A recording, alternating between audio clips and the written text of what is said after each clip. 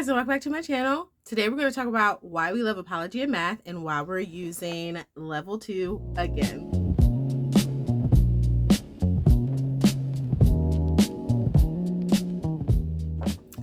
Hi, and welcome back to my channel. My name is Sade. My children, I'm a homeschool mom to 5 children, and their ages are 11, 8, 6, and then I have 3-year-old twins. And like I said in the intro, we're going to talk about why I'm using Apologia Math again for the second time with a different child. And basically it boils down to the creator understands what it's like to be teaching multiple children at different levels and to what it's like as a homeschool family in general. I feel like that was really created with that, and it was created with that in mind. And as you guys know, I used to teach, look at my hair, homeschool mom life. I used to teach high school math before committing to being home with my children and being a homeschool mom.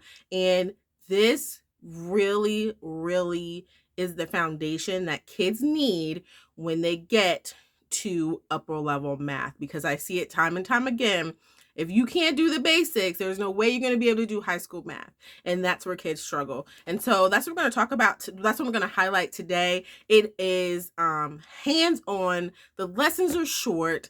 And there is a, the actual lesson is mastery. But there is a spiral review that is included into the to the curriculum. So I'm going to show you that as well. And so I have the student book and the teacher book. The teacher book is where, oopsie, almost fell, is where you're going to have your answer key and any printables that your child will need. And because we're using this the second time, I already have it from my 11-year-old. We're currently using this with my 8-year-old who was in the 2nd grade, but I had it when she was in the 2nd grade. And so if, say for instance, oh yeah, I forgot to say, Apologia did send this over to me as a gift, and I do want to thank them. And so this review is paid for, but I mean, not paid for.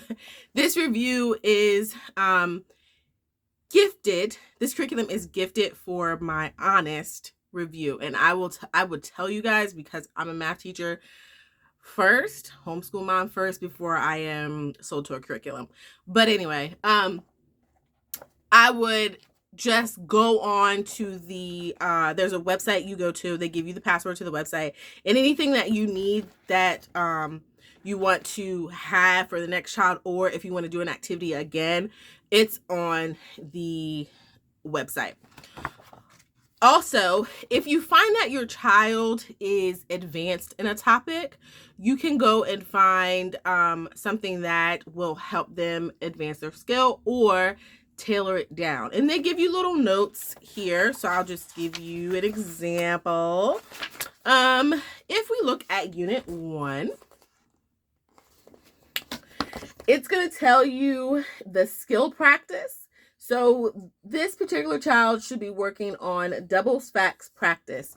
When I open up to the beginning of Unit 1, so that's not actually the lesson, just so you know, that is the skills practice. But they will tell you what to be working on the skills practice, and also they give you how to do it. So it is open and go, not open and go to the store. It is open to go, because you should have Legos or some type of building block at your home for this activity. Another one is cards. You'll probably need Uno cards or a deck of cards for that, but they give you the game that you can play to kind of introduce the not introduce the lesson, review what has already been learned. And they do that because that skill will be used in the lesson. So for instance, what you're reviewing was already taught in level 1. Another thing I want to point out is for my daughter's level 2, these were not, this is just like the smallest little thing. But these little activity sheets were not perforated. So I had to I tore the book down the seam from where the teacher notes ended and the sheets started, and I just did it that way. But this is perforated, so they must have heard my cry. And then they even have little review charts too after a child has done what they need to do. They've learned a skill. There's a little review sheet. You can either, take these out, put them in a notebook, or you can put them in a what do you call that? The little sheet protector, and so they can have it in their little notebook. Another thing that I want to highlight in the teacher book is that, the teacher notes. Okay. I think it's important for you to sit down and read all this stuff. I can't show the page prior because it has the website and the password to it, but it gives you an overview of what you will be learning, and then the supply list that you will need. I will be honest, I went ahead and purchased the supply list that Rainbow Resource provides. I just clicked that, but I did not have to. I'm not buying one for this second time. So I already have everything from my daughter. Anything that's perishable, of course, is not included, so you'll need it. But if it involves a Cheerio or something, say you don't have Cheerios, you might have Goldfish, or you might have some type of cracker, or I know something else that I used to do is whatever the season was in. So like say it was Valentine's Day, I would have like the candy hearts as counters or something like that. So I kind of kept the manipulatives for changed them out for the theme of the month or the holiday of the month, or you got the little linking cubes, things like that. There is a if you want to purchase your items outside of what's Rainbow Resource provides or any other website, I'm not sure who else has them, there's a master list in the back, and you can just check off what you have, what you don't have, and shop that way. I'm always trying to save a coin, so just know. You will find that on my channel. We are not gonna waste money. And then another thing is here. So you get the answer key. So this is what the child's book will look like, and you get an answer key, and then you'll get little notes. I find that helpful even as a high school math teacher, because there are just certain things where I know in level 3 when they were learning multiplication, starting off, one of the notes was the child does not have to grasp this totally. They will have, they will see it again in the next couple of units, and also they will be reviewing this in the next level up. There will be ample amount of time for this child to practice, but this is where they should be cognitively at this level. They should have an understanding of what's going on. So those notes are always so helpful, especially for me who I taught upper level math, and sometimes I wonder, am I pushing my child too much or whatever? So the teacher notes do give you a baseline for where you should kind of gauge where your child should be or could be. For the student book, the kids get a table of contents just like you did. They give you an introduction talking about the textbook, the icons that you'll see, and then you'll talk about the book extras, math materials needed, and I can't show you this page because it has the password on it. And then chapter 1, we've kind of started it, but it gives you an overview, and then it ties it into it gives you a history of why it's even important. How does God even relate to this? And then it gets started with the lesson. So there's usually some type of opening activity.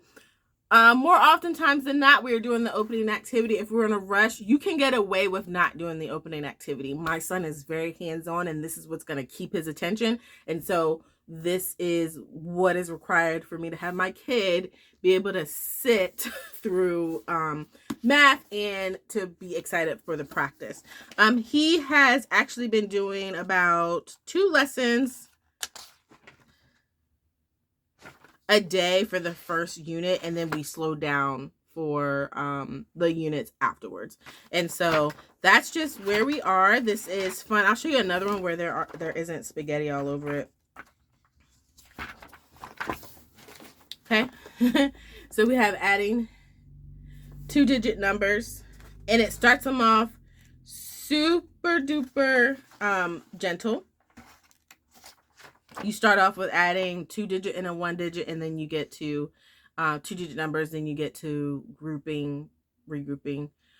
That's the subtraction. Then when there's subtraction, it's the same exact pattern, but then it's just subtraction. And you do probably more like hands-on, numerical, and then a lot of times there's a challenge where it's more abstract. And that's definitely how I used to teach, because I taught upper level math. It was mostly it was definitely numerical, graphical, abstract, and I would show the kids constantly the 3 to 4 different ways that you can find the answer. So it's not this is not like something that Apologia just made up. This is actual studied ways to present math to children that is proven to work. And so yes, after end they get a little certificate, and that's it. Oh, after each unit is a project. So like this one has a ending project. They're going to be making pizzas, but that's because this unit dealt with equal parts and symmetry, shapes, and so on. So there's a project, and those are pretty fun because it's another way to assess if your child actually understands what's going on. It is usually real world, hands-on, and that's also great as well. And it takes a couple of days, like especially with data. You're building I remember doing a birdhouse, and you're collecting data about the number of types of birds you see and the number that you see, like in your bird watching. So I loved that it was real life, and it gets the kids excited about math and the possibilities, and thinking about, okay, this is not just something I do at the kitchen table. This is something that happens throughout the world, throughout my day-to-day. And that's it. There is money they address in here, and they also address time. I have had the privilege of using 3 different types of math, and by far this one really understands homeschool families. I also am going to show you something that I'm pairing with this. I'm going to go ahead and pair this with this and have him do this before each lesson. He's only on day 3 of this, but I would prefer for him to be a little bit more quicker when it comes to addition and subtraction, because I just had like the forethought to prepare him, because if I'm sitting with, I anticipate me being the one teaching him his high school math classes. And I don't want to sit there and have him and humming about subtraction, addition, and all that. Same thing with multiplication and division. I want him to be quick. So my husband tested him on the first one, and it took him 4 minutes and 48 seconds. And then I tested him, and he was 1 second slower. So I told him my goal for him to just beat your time every time. I'm not sure if I should have given him a minute, because when I was in the 4th grade, we had to do these for a minute. Every Friday there was like a minute, so you had to do your addition, but it was like 1 through 9s, I think, or something like that. Then it was and each week you didn't know the person you were sitting beside, you didn't know which one they were working on, but you had to do addition, subtraction, multiplication, and division. And there was like every week you would get, if you passed, you get like a little classroom dollar, and then we'd have like school store with that too. So I mean, we don't do that, but my goal is so that it's very automatic with addition and subtraction.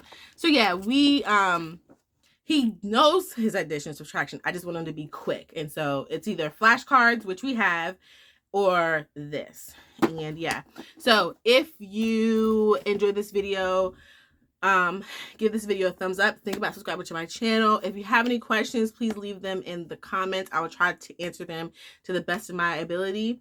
And if you haven't heard it today, our Heavenly Father loves you. He adores you. Don't forget to drink your water and repent. Bye.